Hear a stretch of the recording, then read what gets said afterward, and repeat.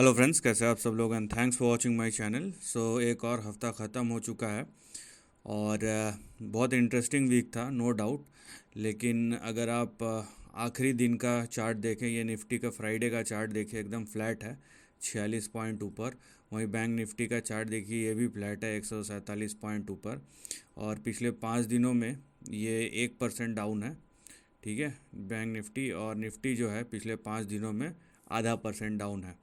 Now ये हफ्ते के दौरान मैं जैसे जैसे देख रहा था, मेरे दिमाग में दोनों तरीके के थॉट्स आ रहे थे।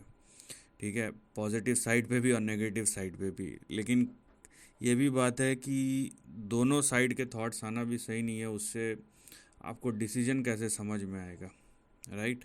जब हम एनालिसिस करते हैं, नो डाउट दोनों पहलू देखना चाहिए। लेकिन अगर एक दिन आपको कुछ ख्याल आए, एक दिन और कुछ ख्याल आए, तो वो कहीं ना कहीं आपके बोलने पे भी और एनालिसिस पे भी रिफ्लेक्ट करता है। मैं दोनों साइड का बोल दूं वो तो ठीक है, वो तो फिर ये ऐसा हो गया कि आज ऐसा हुआ, कल वैसा हुआ। मैं आपको वही चीज़ बोल रहा हूँ जो हुआ है, वो तो आप भी देख ही रहे हैं। नाउ जो यहाँ पे जो ट्रेंड है, देखिए, तो यहाँ पे आप अगर ट्रेंड को देखेंगे या समझने की कोशिश करेंगे, पहले तो हम ऑप्शन चेन को थोड़ा समझते हैं और उसके बाद देखेंगे चार्ट में क्या हो रहा है। तो ये देखिए, ये निफ्टी का यहाँ पे आपका वीकली चार्ट है और यहाँ पे ये सबसे बड़ा ओआई 18,600 पे है और नीचे आप देखिए 18,500 पे। तो ये जो 100 पॉइंट का रेंज है ना, इस पे सबसे ज़्यादा यहाँ पे कंसंट्रेशन है। ठीक है, दोनों साइड का, ये 100 पॉइंट पे ही। अगर 18,500 के नीचे चले जाता है तो यहाँ पे डाउन साइड ओपन हो जाएगा। वहीं 18,600 के ऊपर अगर आप जाता है तो हर एक 100 पॉइंट पे यहाँ पे अच्छे खासे वाई बिल्डअप है। तो ये देखने वाली बात है कि होता क्या है। ये डिपेंड करेगा कि 5,600 के ऊपर जाएगा तो आपको यहाँ पे हर 50-100 पॉइंट में रेजिस्टेंस मिल सकता है। वहीं अगर 18,500 के नीचे गया तो यहाँ पे उतना बड़ा ओआई डेवलप नहीं हुआ है अभी। तो ये बात आपको ध्यान रखना है। तो ये कहीं ना कहीं इंडिकेट कर रहा है कि अपसाइड कैप्ड है, अगर आप खाली डेटा को देखें। वहीं वहीं अगर आप यहाँ पे बैंक निफ्टी को देखेंगे तो देखिए 44,000 पे सबसे ज़्यादा ओआई बिल्डअप है। ठीक है, 44,000 पे सबसे ज़्यादा ओआई बिल्डअप है। और ये 44,000 पे ही है, चाहे वो कॉल की तरफ हो या पुट की तरफ हो।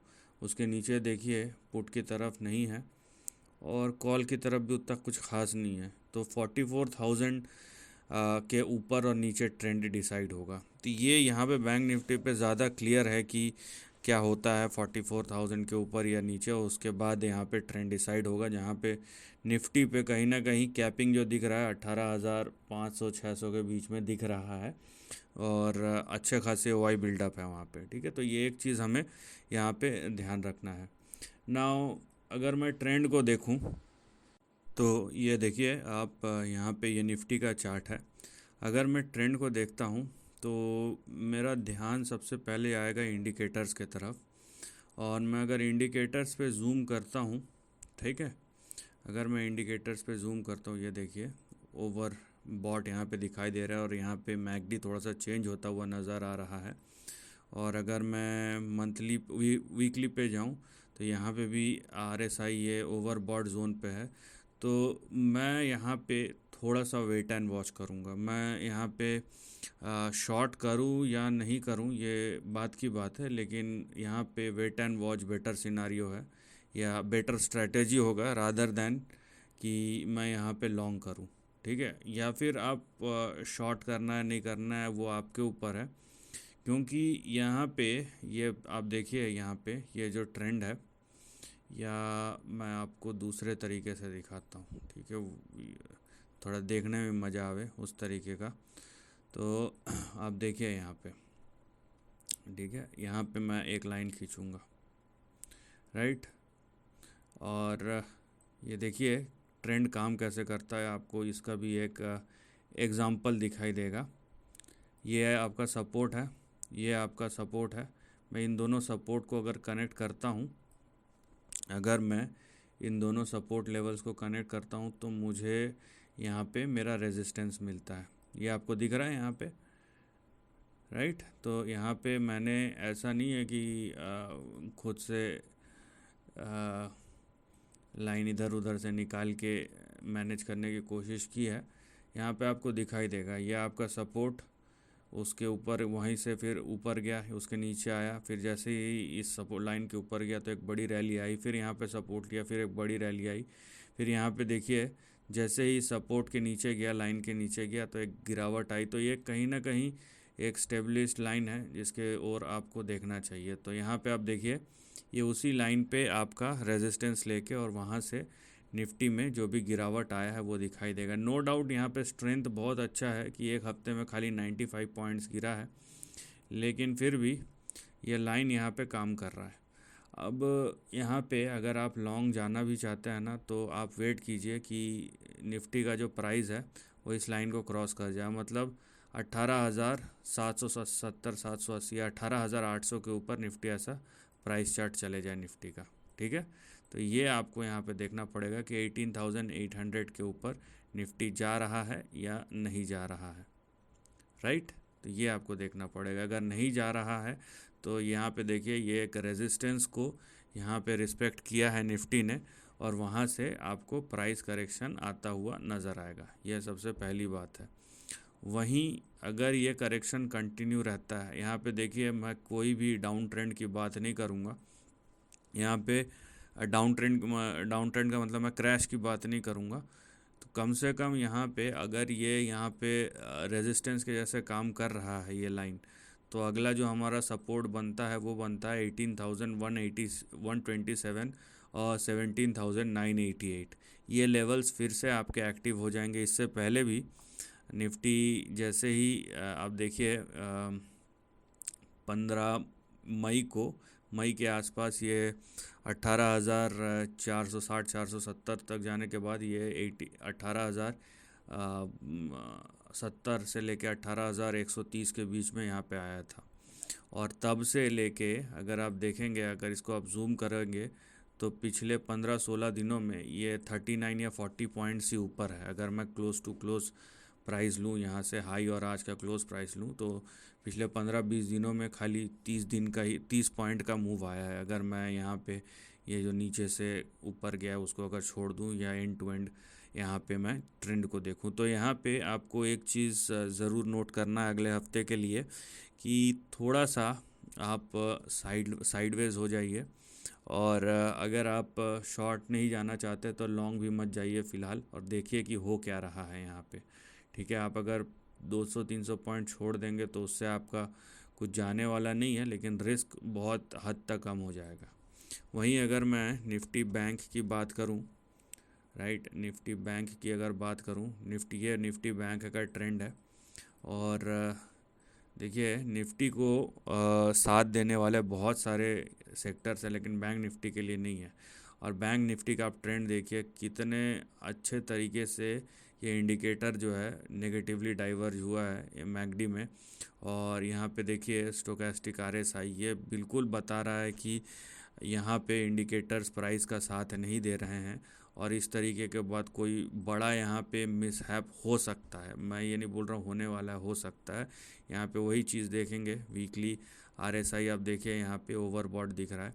तो यहाँ पे डेली अगर मैं प्राइस चार्ट देखूँ तो मैं यहाँ पे अब देखिए मैं बहुत कॉशियस रहूँगा। निफ्टी में तो चलिए ठीक है, निफ्टी में मैं ये बोलूँगा ठीक है कि वहाँ पे मैं ये नहीं बोल सकता कि इस लेवल के नीचे गया तो ख़त्म सब कुछ और बड़ा क्रैश आएगा।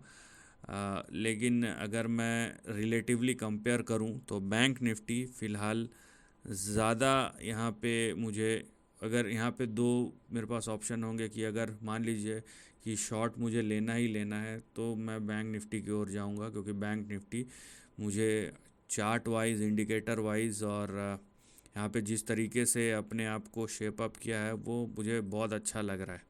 ठीक है, ये मेरा इंडिविजुअल व्यूज़ है, ये आपके व्यूज़ आपके अपने होंगे, उस पर आप अपना एनालिसिस कीजिए और उसके बाद आपको जो करना है जैसा करना है कीजिए। मैं बोल रहा हूँ इसलिए मत कीजिए।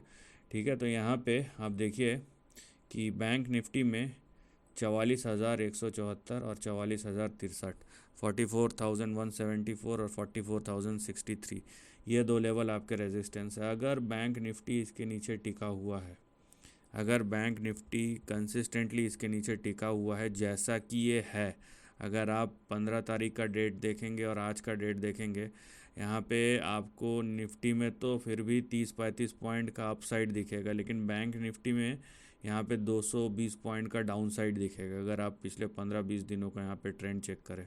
तो 44,063 और 44,174 ये एक बड़े रेजिस्टेंस की तरह पिछले 2 हफ्तों से काम कर रहा है। तो अगर ये रेजिस्टेंस ऐसे ही बना रहता है तो अगला सपोर्ट आपका 43,096 और उसके नीचे 42,600, 42,610 की तरफ यहाँ पे निफ्टी बैंक का जो प्राइस चार्ट है वो अग्रसर होगा।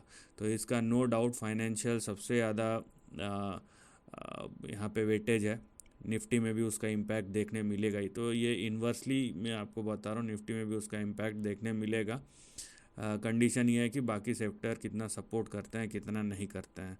तो अगला हफ्ता वेट एंड वॉच कीजिए, थोड़ा सा कॉशियस रहिए कि हो क्या रहा है यहाँ पे। अगर यहाँ पे बाउंस बैक आ भी जाता है निफ्टी और बैंक निफ्टी में और रेजिस्टेंस को क्रॉस भी कर देता है, तो कम से कम ये देखिए कि वो बाउंस बैक सस्टेन हो रहा है या नहीं हो रहा है। अगर नहीं हो रहा है तो फिर और एक प्रॉब्लम हो जाएगा, क्योंकि ट्रैप हो जाएंगे आप। तो थोड़ा सा वेट एंड वॉच करने में हमको कुछ नहीं जाता है, क्योंकि उसमें हमें पैसे नहीं देने पड़ेंगे।